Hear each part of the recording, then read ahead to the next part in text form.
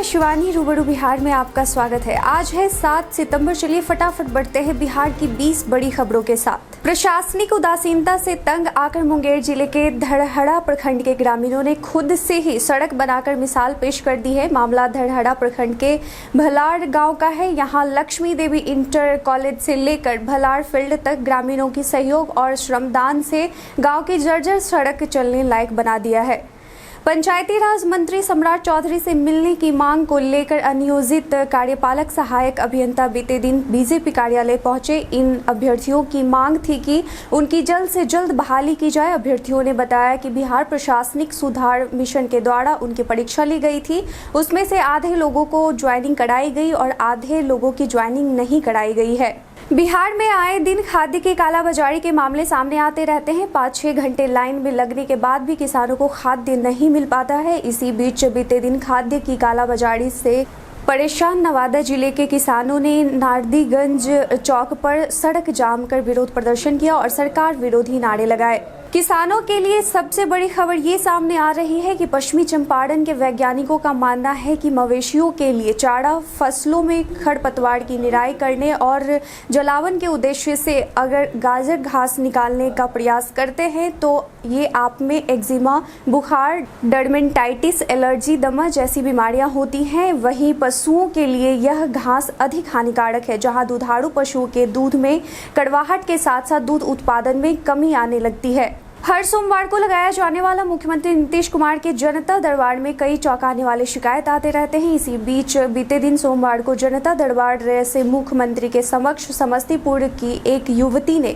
बिहार के डीजीपी पर आरोप लगाया कि युवती द्वारा एसटीएफ के डीएसपी पर यौन उत्पीड़न का आरोप लगाने के 5 महीने बाद भी एफआईआर नहीं की गई। बिहार में त्रिस्तरीय पंचायत चुनाव के पहले चरण की नामांकन प्रक्रिया शुरू है। पंचायत चुनाव में 6 पदों के लेकर प्रत्याशियों के बीच आपाधापी मची हुई है। इसमें दिलचस्प यह है कि चुनाव में पहली बार मुखिया से अधिक वार्ड सदस्य पद के लिए ज्यादा क्रेज है। सबसे अधिक वार्ड सदस्य के लिए ही नामांकन हो रहा है।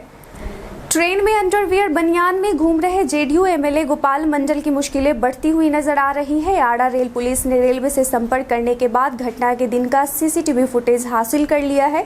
गोपाल मंडल की राजधानी एक्सप्रेस से जुड़े इस हाई प्रोफाइल मामले में जेडीयू के विधायक के खिलाफ आईपीसी की विभिन्न धाराओं और SC/ST अत्याचार निवारण कानून के तहत केस दर्ज किया गया है। कोरोना महामारी के बीच बिहार ने एक सम्मानजनक रिकॉर्ड बनाया है। सेहत पर खर्च करने के मामले में बिहार देश भर में दूसरे नंबर पर पहुंच गया है। बिहार का हर शख्स अपने सेहत पर असम को छोड़कर देश के दूसरे किसी भी राज्य से ज्यादा खर्च कर रहा है। पूर्वी चंपारण के मोतिहारी से एक चौंकाने वाली खबर सामने आई है। यहाँ पिछले 10 दिनों में एक ही परिवार के 5 लोगों की मौत हो गई। मरने वालों में 4 बच्चे भी शामिल हैं। जिला स्वास्थ्य विभाग अभी तक मौत की वजहों का पता नहीं लगा पाया है।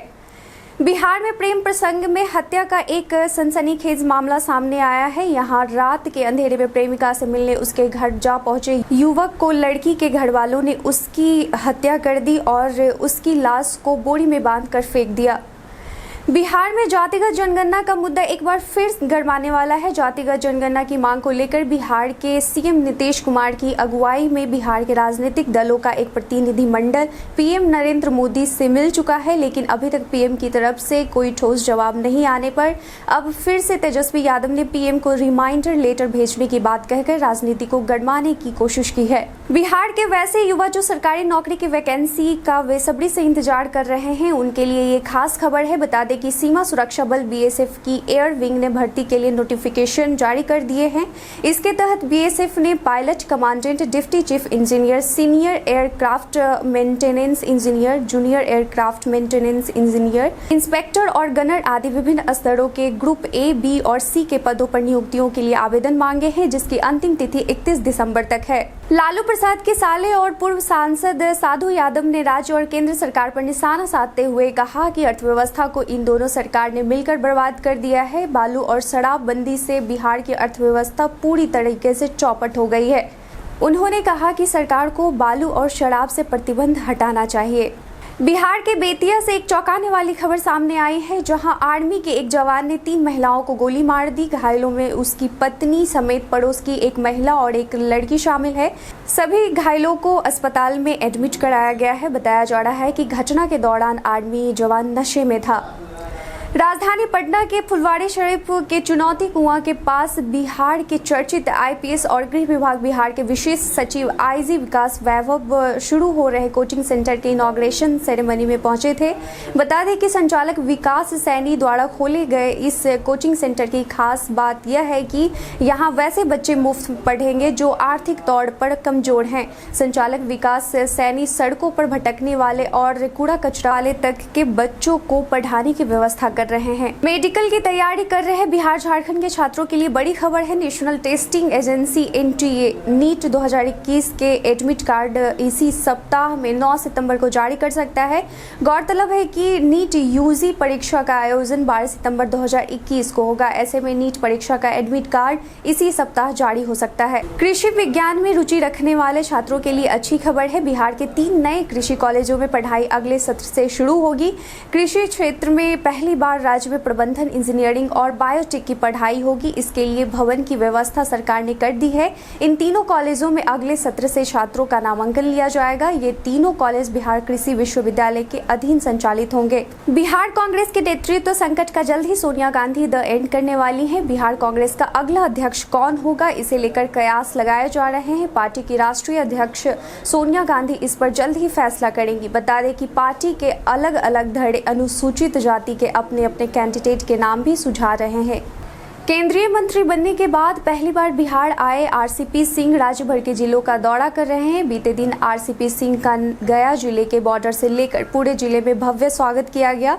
इस दौरान उन्होंने कहा कि कल्याणकारी योजनाओं की जानकारी ग्रामीणों को बताएं। राज्य सरकार आधी आबादी के विकास के लिए कार्य कर रही है। बिहार में स्कूल खुलने के बाद शिक्षा विभाग की मध्याह्न भोजन मिड डे मील की गुणवत्ता को लेकर विभाग की तैयारियां जोरों पर है। बताया जा रहा है कि अब बिहार के स्कूलों में मिड डे मील की निगरानी मोबाइल के ऐप से की जाएगी। इसको लेकर जिला स्तर पर तैयारी शुरू कर दी गई है। कल हमारे द्वारा पूछे गए सवाल का आप लोगों में से कई लोगों ने अपना जवाब हमें कमेंट सेक्शन में लिख कर दिया था। उनके नाम है अमरदीप ठाकुर, प्रवीण कुमार, महेश, सिंटू कुमार, रोशन, भास्कर, मुकेश कुमार और राजेश शाह। इनके साथ ही और भी लोगों ने हमारे सवाल के जवाब दिए हैं, लेकिन वक्त की कमी की वजह से हम उनका नाम नहीं ले पाए। आप अपने विचार हम तक पहुँचाते रहे, हम आपका नाम लेने की पूरी कोशिश करेंगे। इसके साथ ही चलते हैं आज के सवाल की ओर। क्या बिहार की अर्थव्यवस्था ठीक करने के लिए शराब पर से प्रतिबंध हटा देना चाहिए? आपकी क्या राय है? अपने जवाब हमें कमेंट सेक्शन में लिखकर जरूर बताएं। आज के लिए बस इतना ही। बिहार की सबसे बड़ी खबरों के साथ जुड़े रहने के लिए देखते रहे रूबरू बिहार। धन्यवाद।